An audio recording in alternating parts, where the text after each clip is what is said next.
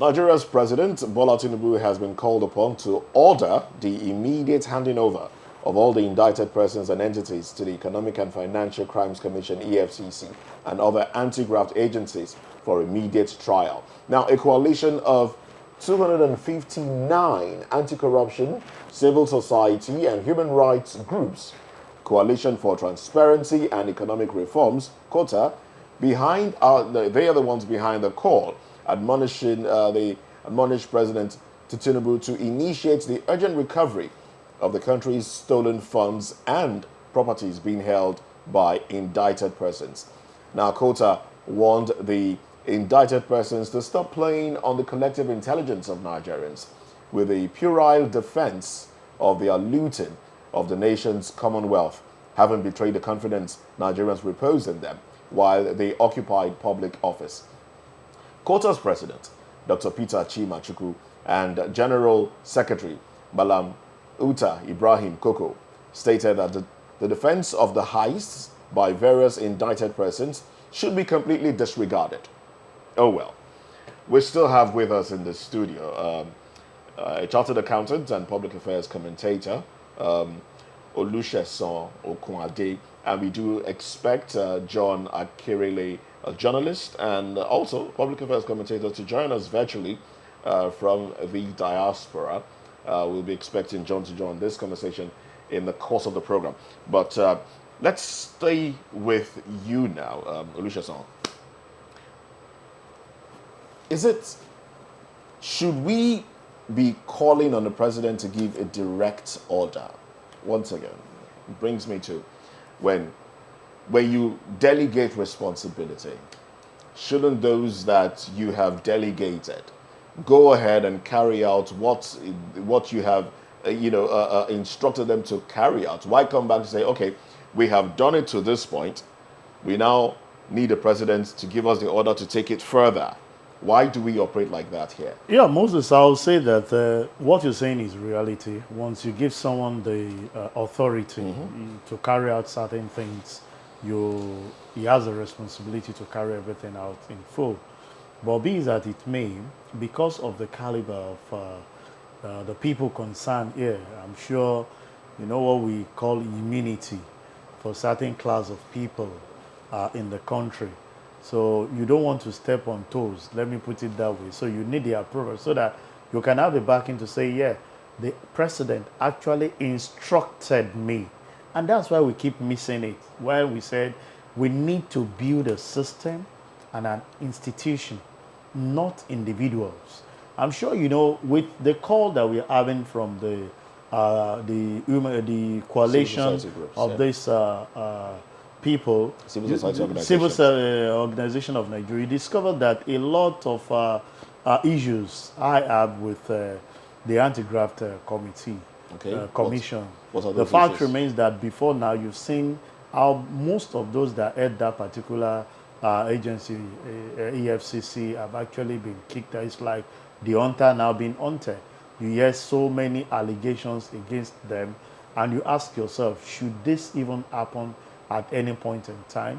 The trust gap was just there, people thinking that they themselves are more or less with questionable character. If you ask me, the way people perceive them out there. Yeah. Because you discover that there are so much laws that gives them the backing to arrest and deal with individual, most especially when you don't have the immunity. But we still have a lot of people who are out of government as we speak, but nothing is happening to them.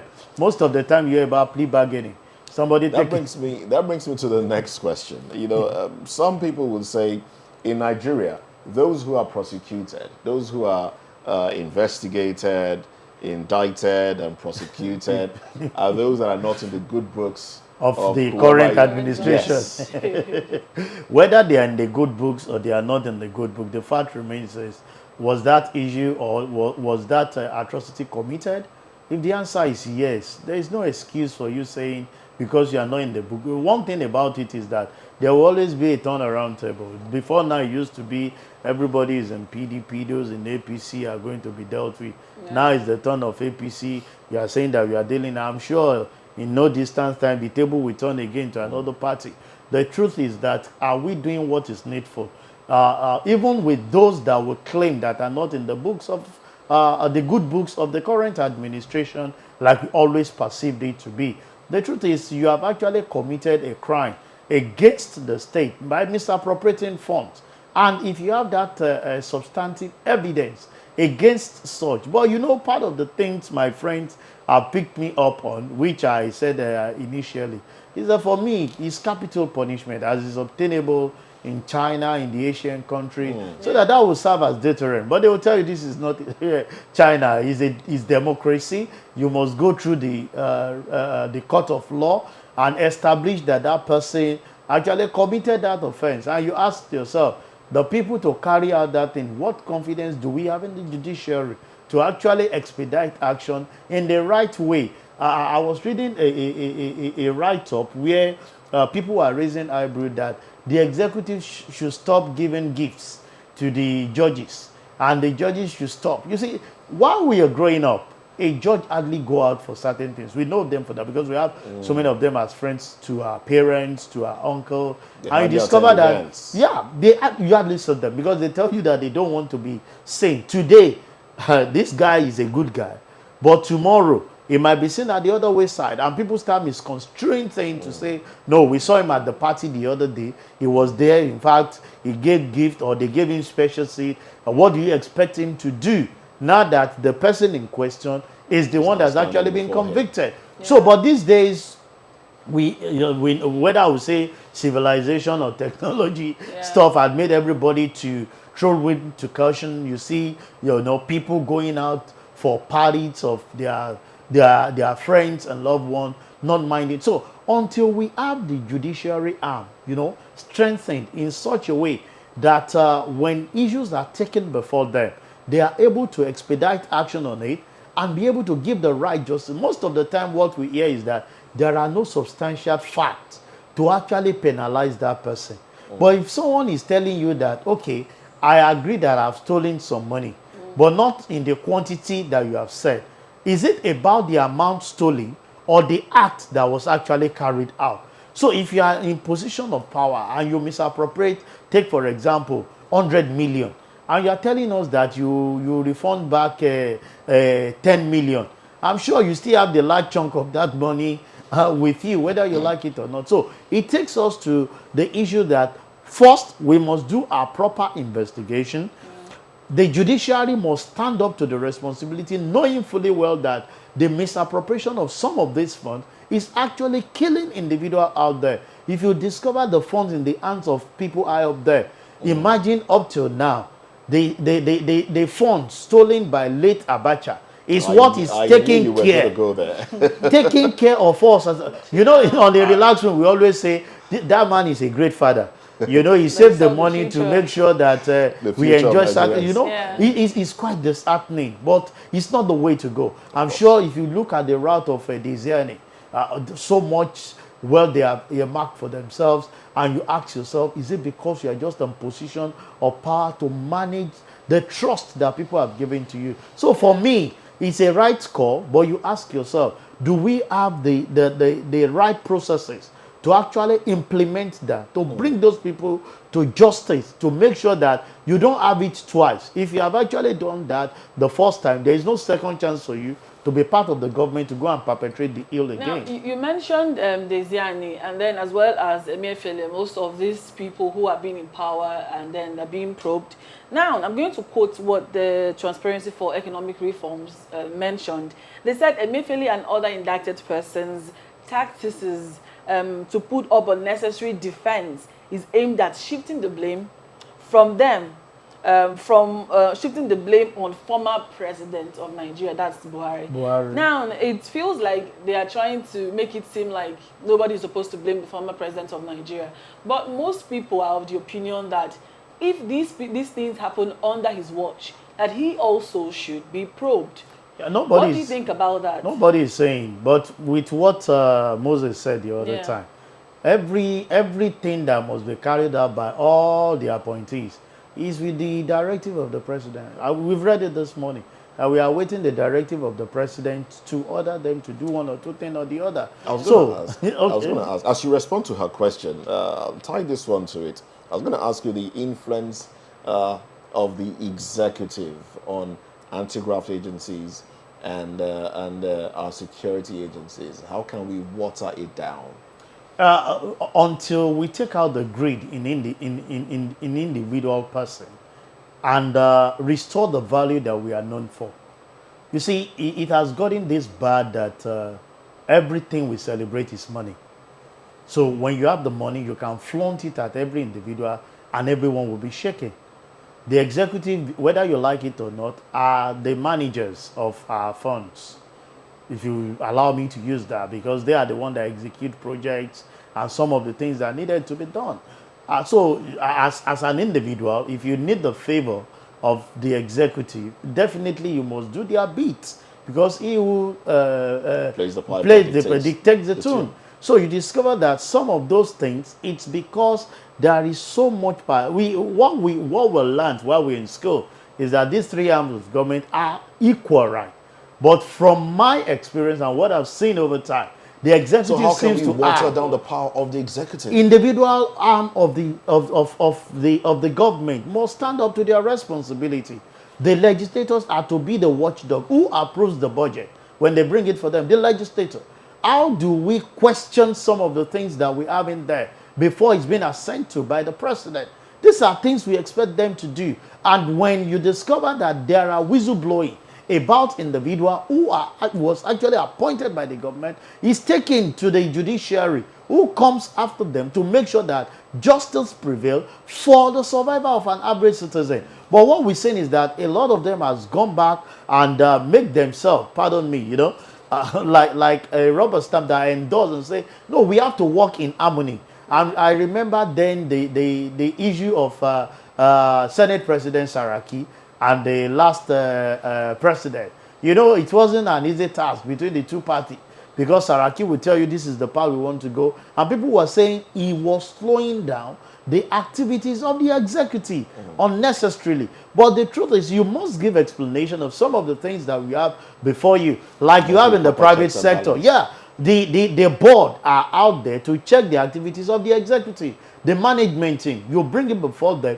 you justify the reason why you want to make such expenditure, and if it's justifiable, they approve it. If you spend outside that which is done for you, I'm sure you know the implication in the private sector is something they have to query, and if care is not taken, you leave your seat. How much of that are we practicing in the public space? I mean in government, in such a way that most of the time extra budgetary allocation are just, you know, carried out without the approval of the legislator. And one such thing that carry out, the judiciary are not there to do what is there. A lot call has been raised by Sarah, by the civil society organization. But how much of it have we actually seen come to justice, where some of those people are actually punished for the misappropriation of our funds? A lot of time you see them, you know, moving around the street freely. So who should be blamed now? Because I'll blame the individual managing the two arms, which is the legislative arm and the judiciary. If three of us on this seat have equal right, and I'm the executive, and all the time I have my way, is to tell you that you are weak, and you just have to come up on board. Okay, I'll give a practical example. I'm sure you know at times you bring in guests that if you don't tame the activity, there is sanction that will be coming from you from NBC. So it's to tell you, but we've seen instances where some anchor will look at the guest saying different languages that is not allowed on air, and the sanctions will come. But there are some, as you are coming, in fact, it's like they are reading your mouth. Before you say, they interject you and put the caution. It's to tell you that as an individual, you are in charge of the assignment given to you. And that's why I feel that the legislators, the judiciary must come up to the responsibility, knowing fully well that they are equal, you know, as stipulated in the Constitution, that they have equal right to make sure that they have their contribution to the growth of the nation. And with that, we have a better nation. It's interesting. It's interesting that you're saying they have equal rights, but then we see a situation whereby the president himself is the one to appoint The CJN. yes, the president appoints. So doesn't that make But, him but, feel? but with the approval of superior. their union, their body, the NJC. NJC. Yeah.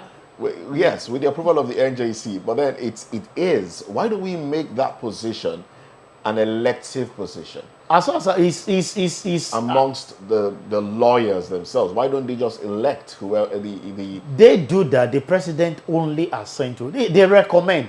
You know, they might recommend 2-3 people. Okay. And out of that, the president will feel okay. It's like you're coming for interview, and 3 of you have the credentials that is expected for that position, and the managing director has the prerogative. I'm sure you know most of the time you go for interviews, everybody will, and you say that there is an inbuilt thing you are not saying in Moses.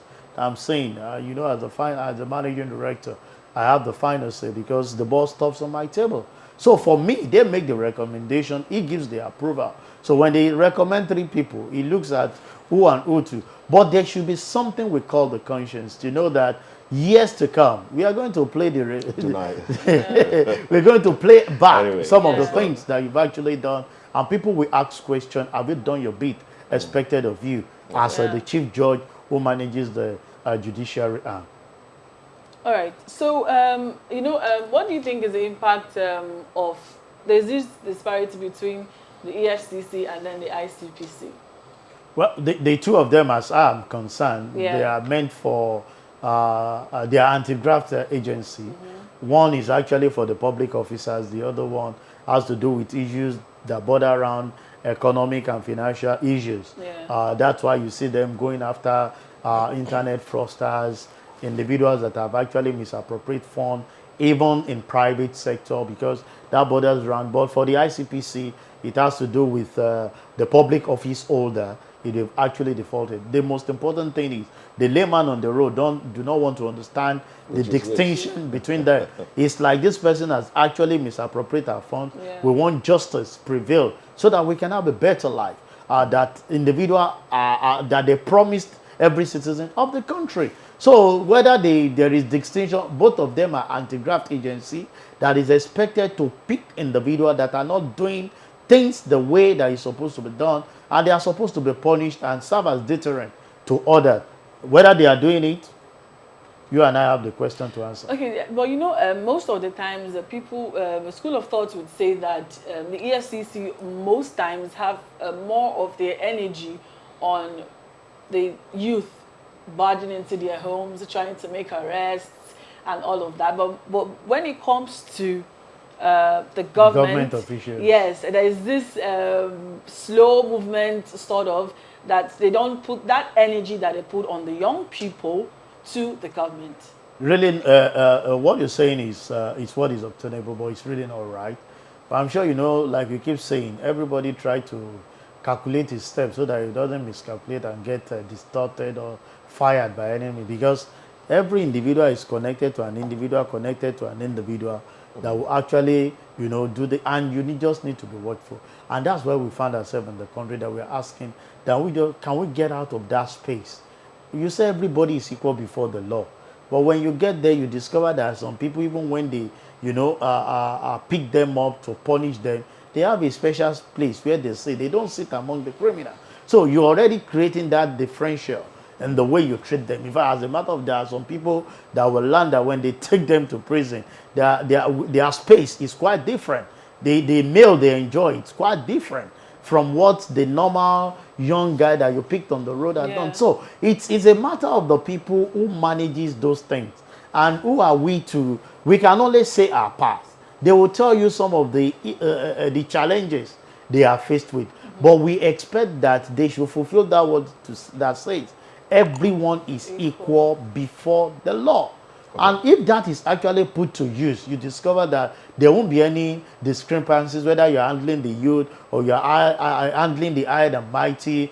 The truth is, you have an evidence against the person, present it. If it's substantiated, then you allow the person to be behind the bar and they have his field there. All right, lastly now, we see a situation whereby law enforcement agents, anti-graft agents, investigators will, if they have something against someone, they fly a kite. they put it out there, we are suspecting this, without putting out substantial information that will make it impossible for the person to deny. So they fly the kite and give the person an opportunity to say, oh, no, I didn't do this. You are accusing me falsely. Take, for instance, the accusation or the report by Jim Obaze, that certain individuals, Emefiele, and were seen taking monies from the CBN vaults. They said there's a video. The video wasn't put out there. Emefiele has come out to say that's a blatant lie. We also have Sadiya Umaru Farouk being accused by the same Jim Obaze investigative team of mismanaging funds for humanitarian affairs. And she's also saying it's a lie. Why don't we have evidence that makes it irrefutable? Yeah, most of the time, I'm sure you know that report of Jim Obaze is not yet in the public space. It was leaked. And that's part of the problem we have. Most of the time, we give us sensational news, just for people to think that you're working. But that's not the way it's obtainable in investigative things. You must be discreet about that information so that the other party you are, investigating do not have access to start gathering, evidences against you. It's your words against my words, and I'm picking up on few things that I have. But as we speak, pardon me, it's my personal view. This investigation has been watered down. If what we have in the space, you're already given the man, he's not even in the court yet. He's already defending himself. Whether you want to say he's defending himself, putting him to the former president, that's not it. But you've actually given him enough. It's your own questions that you document with some of the evidences that you have, which is not preview to the person. Now you take him up at the court of law. He will be there and be shocked. Yeah. But now you've even leaked, because what we heard is that the president has not even studied the report, but was leaked to the public. I keep saying that I don't want to believe that is the report from Jim team, Obaze team, that we have much more that would definitely indict the person in question who has alleged. But most of the time you have individuals who, I don't know, for whatever reason, have access to information, and the oath of confidentiality that is sworn. You see them, coming out and divulging a lot of that we've seen, that you now ask yourself, how did this thing leak? And you see those things will continue to go ahead because we hardly punish those that carried it out. Individuals that carry those things that are still part of the system, the highest you do is to redeploy them. And they've groomed other people that will definitely say that, okay, there was that. Because I will tell you, for people to leak that, it's not for free. It's not for free. You don't just do things because what do you stand to gain by leaking the information that will definitely benefit the nation and not individual. So we must continue to take out the greed. And each time you pick individual that does this, they should be punished severely so that it will serve as deterrent to other, and we have sanity in our system. So should we take that as your concluding thoughts? Of course. That is. Well, thank you very much. Olusegun Okunade, who is a chartered accountant and public affairs commentator. Thank you very much for coming on the program. Thank you for having me this morning. Thank you very much. Well, up next on VOP this morning, take actions now. Sultan of Sokoto urges President Tinubu over plateau killings. Details when we return.